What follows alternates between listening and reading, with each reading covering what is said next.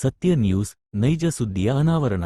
ಅರಸೀಕೆರೆಯಲ್ಲಿ social democratic party of India ವತಿಯಿಂದ 18ನೇ ವರ್ಷದ ಸಂಸ್ಥಾಪನಾ ದಿನವನ್ನು ಆಚರಿಸಿದರು.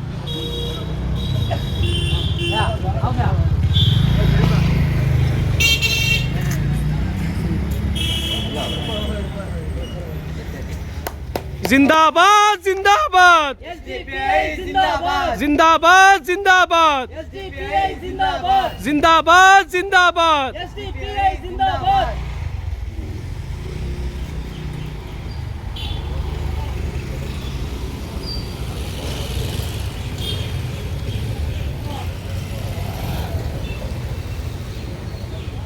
ದಿನಾಚರಣೆ ಶುಭಾಶಯಗಳು. ನಮ್ಮ ಈ ದಿನಾಚರಣೆಗೆ ಮುಸ್ಲಿಂ ಜಮಾತ್ ಕಮಿಟಿ ಸದಸ್ಯರಾದ ಶರೀಫ್ ಅವರು ಬಂದವರಿಗೆ ನಮ್ಮೆಲ್ಲರ ಪರವಾಗಿ ವಂದನೆಗಳನ್ನು ಅರ್ಪಿಸುತ್ತೇನೆ. ಹಾಗೂ ನಮ್ಮ ಮಾಜಿ ಅಧ್ಯಕ್ಷರಾದ ಸೈಯದ್ ಅಸ್ಗರ್ ಅವರು ಬಂದ ಅವ್ರಿಗೂ ನಮ್ಮೆಲ್ಲರ ಪರವಾಗಿ ವಂದನೆಗಳನ್ನು ಅರ್ಪಿಸುತ್ತೇನೆ. ಹಾಗೂ ನಮ್ಮ ಈ ಕಾರ್ಯಕ್ರಮಕ್ಕೆ ರೈತ ಸಂಘದ ಜಿಲ್ಲಾ ಸಂಚಾಲಕರಾದ ಏಜಾಜ್ ಅವರು ಬಂದರೆ ಅವ್ರಿಗೂ ನಮ್ಮೆಲ್ಲರ ಪರವಾಗಿ ವಂದನೆಗಳನ್ನು ಅರ್ಪಿಸುತ್ತೇನೆ. ಹಾಗೂ ನಮ್ಮ BJP ತಾಲೂಕು ಕಾರ್ಯದರ್ಶಿಯಾದ ಸೈಯದ್ ಸದ್ದಾಮ್ ಅವರಿಗೂ ನಮ್ಮೆಲ್ಲರ ಪರವಾಗಿ ವಂದನೆಗಳನ್ನು ಅರ್ಪಿಸುತ್ತೇನೆ. ಹಾಗೂ ನಮ್ಮ ITP ಅರಸೀಕೆರೆ ವತಿಯಿಂದ ನಮ್ಮೆಲ್ಲರಿಗೂ ಒಂದೇ ಮಾತಿನಲ್ಲಿ ವಂದನೆಗಳನ್ನು ಅರ್ಪಿಸುತ್ತಾ ಈ ನಮ್ಮ ಕಾರ್ಯಕ್ರಮವನ್ನು ಮುಕ್ತಾಯಗೊಳಿಸುತ್ತೇವೆ. ಡೆಮೋಕ್ರಸಿ ಅಂದರೆ ಒಂದು ಜನರಿಗೋಸ್ಕರ ಮತ್ತು ಜನರಿಗಾಗಿ ಹೋರಾಡುವಂಥ ಏಕೈಕ ಪಕ್ಷ ಈ ಭಾರತದಲ್ಲಿ ನಿಲ್ಲಿಸಿರುವಂಥದ್ದು ಇದೆಲ್ಲ ನಮ್ಮ ಅದೃಷ್ಟ ಅಂತ ಹೇಳ್ಬೋದು ನಾವು. ಈ SDPIಯನ್ನು ಕಟ್ಟೋದಕ್ಕೋಸ್ಕರ ಸುಮಾರು ಸಾವಿರಾರು ಗಟ್ಟಲೆ ಜನಗಳು ತಮ್ಮ ಯಾವುದೇ ಒಂದು ಸ್ವಾರ್ಥತೆಯನ್ನು ಇಟ್ಟುಕೊಳ್ಳದೆ ಈ ದೇಶಕ್ಕಾಗಿ ಮತ್ತು ಈ ಸಮಾಜಕ್ಕಾಗಿ ಸಮಾಜದಲ್ಲಿ ಇರುವಂಥ ಬರೀ ಒಂದೇ ಒಂದು ಯಾವುದೋ ಒಂದು ಸಮಾಜ ಆ ಮುಸ್ಲಿಂ ಸಮಾಜಕ್ಕೋಸ್ಕರ ಹೋರಾಡೋಕ್ಕೆ ಬಂದಿಲ್ಲ.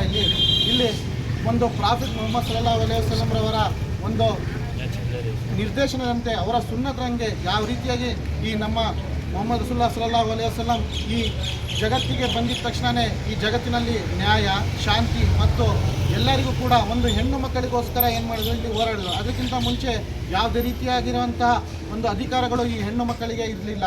ಅಲ್ಲಿ ಹುಟ್ಟಿರುವಂತಹ ಹೆಣ್ಣನ್ನು ಏನು ಮಾಡೋರು, ತಗೊಂಡೋಗಿ ಅಲ್ಲಿ ಏನು ಮಾಡೋರು, ದಫನ್ ಮಾಡೋರು.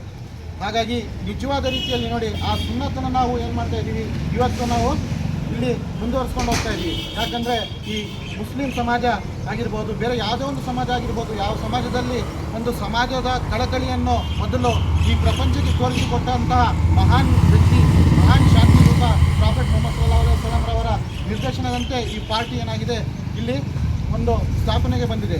ಇದರ ಉದ್ದೇಶಗಳು ಮತ್ತು ಧ್ಯೇಯಗಳಂದರೆ ಇಡೀ ಸಮಾಜದ ಪ್ರತಿಯೊಬ್ಬ ಶೋಷಿತ ದಮನಿತರ ಒಂದು ಧ್ವನಿಯಾಗಿ ನಿಲ್ಲಬೇಕಂತ ನಮ್ಮ ಒಂದು ಉದ್ದೇಶ ಆಗಿದೆ. ನಾವು ಯಾವುದೇ ಒಂದು ಅಧಿಕಾರಕ್ಕೋಸ್ಕರ ಆಗಿರ್ಬೋದು, ಯಾವುದೇ ಹಣಕ್ಕೋಸ್ಕರ ಆಗಿರ್ಬೋದು ಇಲ್ಲಿ ಬಂದು ನಾವು ಇಲ್ಲಿ ನಾನು ಹೇಳ್ಬೋದು. ಇಲ್ಲಿ ದಾವಣಗೆರೆಯಲ್ಲಿ ನೀವು ನಿದರ್ಶನವನ್ನು ನೋಡ್ಬೋದು. ದಾವಣಗೆರೆಯಲ್ಲಿ ಈ ಮುಸ್ಲಿಂ ಸಮಾಜದಿಂದ ವೋಟ್ಗಳನ್ನು ತಗೊಂಡ್ರು. ಆದರೆ 2B ರಿಸರ್ವೇಷನ್ನ ನಾವು ಮತ್ತೆ ಮರುಸ್ಥಾಪಿಸ್ತೀವಿ ಅಂತ ಅಧಿಕಾರಕ್ಕೆ ಬಂದ ಈ ಕಾಂಗ್ರೆಸ್ ಸರ್ಕಾರ ನಮಗೆ ಇಲ್ಲಿ ಮೋಸ ಮಾಡ್ತಾ ಬಂತು. ಬರೀ ಒಂದೇ ಒಂದು ರಾಜ್ಯದಲ್ಲಿ ಅತಿ ಹೆಚ್ಚಾಗಿರುವಂಥ ನಮ್ಮ ಜನಸಂಖ್ಯೆ ಇದ್ರೂ ಕೂಡ ಅಲ್ಲಿ ಟಿಕೆಟ್ ಕೇಳಿದಕ್ಕೋಸ್ಕರ ನಮ್ಮನ್ನು ಏನಂದ್ರು, ಇವರು ಧೋಕೆಬಾಜ್ಗಳು ಅಂತ ಹೇಳಿದರು. ಯಾಕೆ ನಮ್ಮ ಒಂದು ನ್ಯಾಯವನ್ನು, ನಮ್ಮ ಅಧಿಕಾರವನ್ನು ಕೇಳೋದು ಇಲ್ಲಿ ತಪ್ಪಾಗಿದೆ. ಹೌದು, ಇದಕ್ಕೆಲ್ಲ ಹೊಣೆ ಯಾರು? ನಾವು ನಾನು ಹೆಮ್ಮೆ ಪಡ್ತಾ ಇದ್ದೀನಿ. ಈ ದಾವಣಗೆರೆಯಲ್ಲಿ 18,000 ವೋಟ್ಗಳು ಏನು ಬಿದ್ದಾವೆ, ಈ 18,000 ವೋಟ್ಗಳು ನಾನು ಹೇಳ್ತಾ ಇದ್ದೀನಿ ಆ ಸ್ವಾಭಿಮಾನಿ ಮುಸಲ್ಮಾನರ ವೋಟ್ ಅಂತ ಹೇಳ್ಬೋದು. ಯಾವುದಕ್ಕೆ ಒಂದು ಆಮಿಷಗಳಿಗಾಗಿರ್ಬೋದು, ದುಡ್ಡಿಗೋಸ್ಕರ ಆಗಿರ್ಬೋದು, ನಾವಿಲ್ಲಿ ಅಲ್ಲಿ ಕಿವಿಗೂಡದೆ ಈ SDPI ಪಕ್ಷವನ್ನು ಬೆಂಬಲಿಸಿದ್ದಾರೆ. ಇಂಥ ಬರೀ 18,000 ಇಲ್ಲಿ ನಾನು ನೋಡ್ಬೋದು. ಇಲ್ಲಿ ಮಂಗಳೂರಿನಿಂದ ಒಬ್ಬ ಬ್ರದರ್ ಬಂದಿದ್ದಾರೆ. ಅವರಿಗೆ ಆ SDPI ಪಕ್ಷ ಏನು ಅಂತ ಗೊತ್ತಿದೆ. SDPI ಪಕ್ಷದ ಧ್ಯೇಯಗಳು ಏನು ಅಂತ ಇದೆ, SDPI ಏನಕ್ಕೋಸ್ಕರ ಹೋರಾಡ್ತಾ ಇದೆ ಅಂತ ಅವರಿಗೆ ಚೆನ್ನಾಗಿ ಗೊತ್ತಾಗಿದೆ. ಅದೇ ರೀತಿ ಇವೆಲ್ಲವೂ ಸುಮ್ಮನೆ ಎಲ್ಲರಿಗೂ ಇಂತಹ ಅವಕಾಶಗಳು ಸಿಗೋದಿಲ್ಲ. ಯಾರಿಗೆ ದೇವರು ಯಾರ ಹತ್ರ ಕೆಲಸ ತಗೋಬೇಕು ಅಂತ ಇದ್ದಾನೆ ಅಂಥವ್ರನ್ನು ಮಾತ್ರ ಏನು ಮಾಡಿದ್ದಾನೆ, ಆರಿಸಿ ಇಲ್ಲಿ ಬಂದು ನಿಲ್ಲಿಸಿದ್ದಾನೆ. ಇವತ್ತು ಏನಾಗ್ತಿದೆ ಅಂದರೆ ನಮಗೆ ಕೂಡ ಬೇಸರ ಕೂಡ ಆಗ್ತಾ ಇದೆ. ಇಷ್ಟು ದೊಡ್ಡ ಒಂದು ಅರಸೀಕೆರೆಯಲ್ಲಿ ಇಷ್ಟು ಇಡೀ ಪೂರ್ತಿ ಅಕ್ಕಪಕ್ಕ ಎಲ್ಲ ಬೀದಿಗಳಲ್ಲಿ ಇರುವಂಥವ್ರು ಎಲ್ಲರೂ ಕೂಡ ಏನಾಗಿದ್ದಾರೆ, ಇಲ್ಲಿ ಮುಸ್ಲಿಂ ಸಮಾಜದವರಾಗಿದ್ದಾರೆ. ಆದರೂ ಕೂಡ ಬರೀ